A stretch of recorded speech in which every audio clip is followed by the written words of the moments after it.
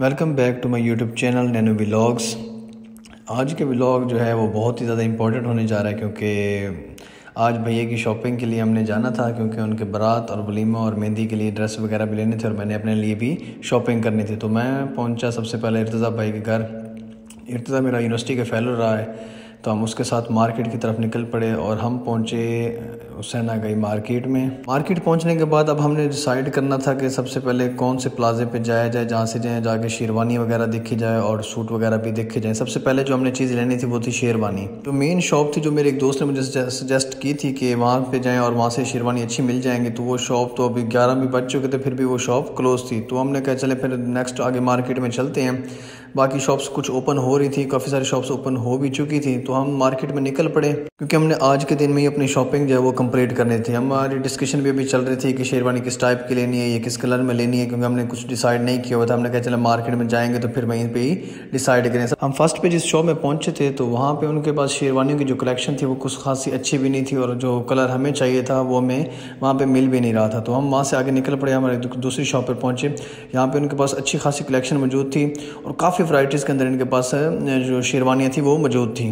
बस फिर देखते ही देखते उन्होंने शेरवानियों के अंबार लगा दिया और उतार के दिखाते गए और काफ़ी सारी शेरवानी उन्होंने उतार के पहले दिखाई। हमने कहा पहले हम जो है कलर सेलेक्ट तो कर लें कि हमने कलर लेना कौन सा है। उसके बाद यहाँ पे टर्बन वगैरह रखे हुए थे, बहुत अच्छे अच्छे टर्बन थे, मैरून कलर में थे, कुछ गोल्डन में थे, कुछ वाइट में थे। फिलहाल हमारी सजेशन अभी चल रही थी और देखा तो भाई ने तो बस ट्राई करना स्टार्ट कर दिया था। ये मैरून कलर में थी और ये मैरून रेड मिक्स था कुछ, और बहुत ही अच्छा डिज़ाइन था ये भी शेरवानी का। ये फर्स्ट शेरवानी थी जो भाई ने अभी ट्राई की थी, तो ये खास से कुछ हमें भी पसंद नहीं आई और भाई को भी ये अच्छी नहीं लगी ज़्यादा।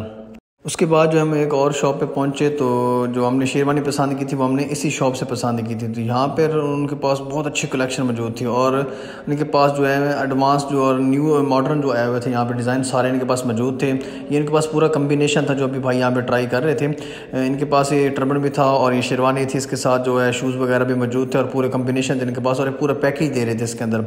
और माशाल्लाह इसमें भाई लग भी बहुत अच्छे रहे थे। फिर भी हमें ये चीज़ पसंद नहीं आई तो उसके बाद हमने कहा चलें एक और चीज़ दिखाते हैं। ये थी, इसमें कट पीस लगे हुए होते हैं जो कि शीशे का काम किया हुआ था। इसके बाद हमने कुछ वेस्ट कोट वगैरह ट्राई किए जो कि वलीमे के लिए हमें चाहिए था। तो हम तो फिर लगे हमें अपने ब्लॉग के चक्कर में, इर्तज़ा भाई और हम दोनों खड़े देख रहे हैं कि भाई कब जाके भाई को कुछ चीज़ पसंद आएगी। उसके बाद उन्होंने एक सेकंड वेस्ट कोट हमें दिखाया था, ये गोल्डन में था कुछ और ये भी बहुत प्यारा लग रहा था।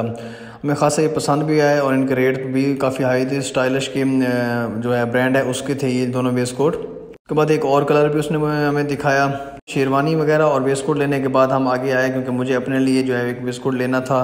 तो मैंने कहा चलें ख़ुद के लिए भी चेक कर लिए जाए कुछ ना कुछ। इर्तज़ा भाई ने भी कुछ चीज़ें परचेज़ करनी थी पर उन्होंने कुछ परचेज़ नहीं किया वहाँ से। मैंने अपने लिए एक वेस्ट कोट लिया, भाई के लिए एक वेस्ट कोट लिया वलीमे के लिए, और एक उनके लिए शेरवानी टर्बन और जो वो पूरा कम्बिनेशन होता है उनके लिए हमने वो लिया। उसके बाद हम पहुंचे घंटाघर चौक पे अल्फाद क्लॉथ हाउस। इनके पास जो है कपड़ों की कलेक्शन अच्छी होती है, इनके पास सूट भी बहुत प्यारे थे और इनके रेट भी अच्छे होते हैं।